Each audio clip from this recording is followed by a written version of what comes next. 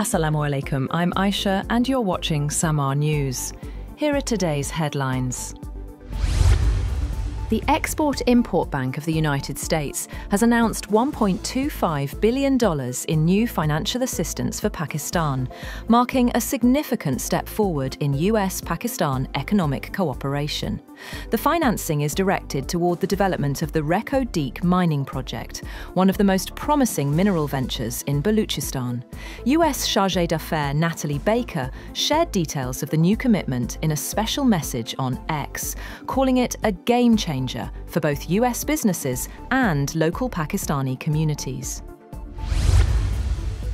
US President Donald Trump has warned Mexico to take care of its water and sewage issues and again threatened a 5% tariff if it didn't release more water owed under a 1944 treaty. In a Truth Social post, Trump called it a true threat to the people of Texas, California, and United States as a whole. Earlier, he had urged Mexico to release 200,000 acre-feet of water by year-end. On the other hand, Mexico's president says the country is facing physical limits, not a lack of willingness, and that talks with US officials are underway. A federal judge in California has blocked Donald Trump's takeover of the state's National Guard, ruling he exceeded his authority by deploying troops to Los Angeles during immigration protests. The court restored control to Governor Gavin Newsom and said Trump's justification of a rebellion had no evidence behind it. Ukrainian forces are battling an unusually large Russian mechanized assault inside Pokrovsk, with Kyiv saying Moscow pushed in about 30 vehicles in the biggest attack inside the city so far. Ukraine insists it still controls the northern sector, even as Russia claims full capture. The fighting comes as Washington pushes for a deal to end the war. UK Prime Minister Keir Starmer has pushed back against Donald Trump's claim that Europe is decaying, insisting the continent is strong and united behind Ukraine. Starmer said Europe remains committed to its core values of freedom and democracy. And he also paid tribute to a British service member killed in Ukraine while observing a new defensive system. Trucks have started crossing from Jordan as Israel reopened the Allenby crossing to goods and aid for the first time since September. The move follows new security measures for drivers and cargo after a deadly shooting at the site. The crossing is a vital trade link and one of the main channels for humanitarian supplies headed toward Gaza.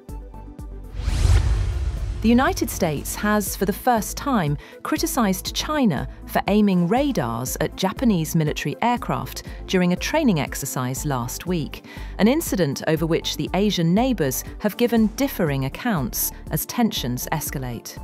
The run-in near Japan's Okinawa Islands comes after Japanese Prime Minister Sanae Takaichi triggered a dispute with Beijing last month with her remarks on how Tokyo might react to a hypothetical Chinese attack on Taiwan. A State Department spokesperson has said that China's actions are not conducive to regional peace and stability. A US trade agreement reached with Indonesia in July is at risk of collapsing because Jakarta has backtracked on several commitments it made as part of the deal. Asked about the comments, Indonesian officials say that the talks between two sides are still ongoing, with no specific issues arising during negotiations. An Indonesian government source said that harmonization of language was required for the agreement.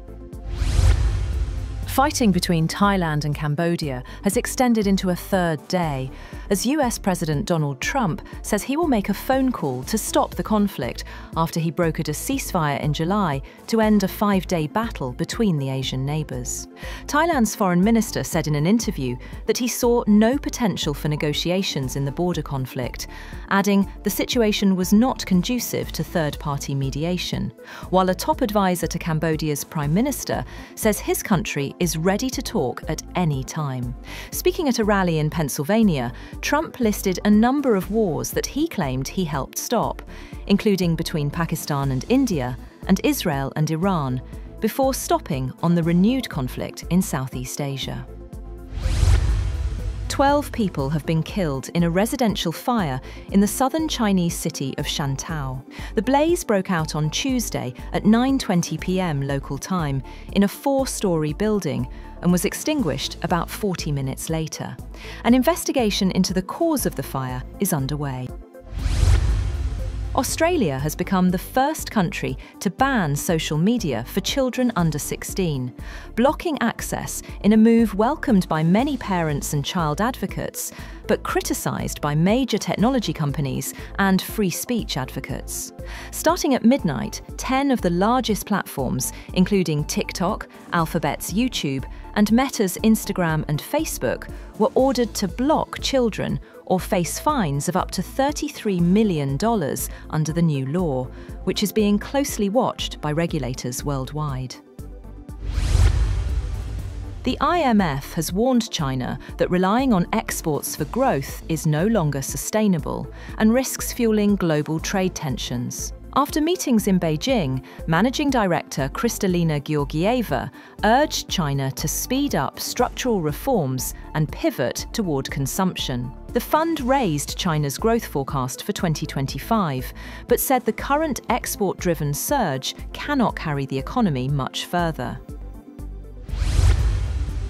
And Venezuelan opposition leader Maria Corina Machado's daughter, Ana Corina Sosa Machado, has accepted the Nobel Peace Prize on behalf of her mother at a ceremony in Oslo. A large portrait filled the hall as applause broke out over news that Machado may soon travel, despite a decade-long ban and more than a year spent in hiding. That's all for now. For more updates, visit www.samaa.tv. Thank you for watching Samaa News.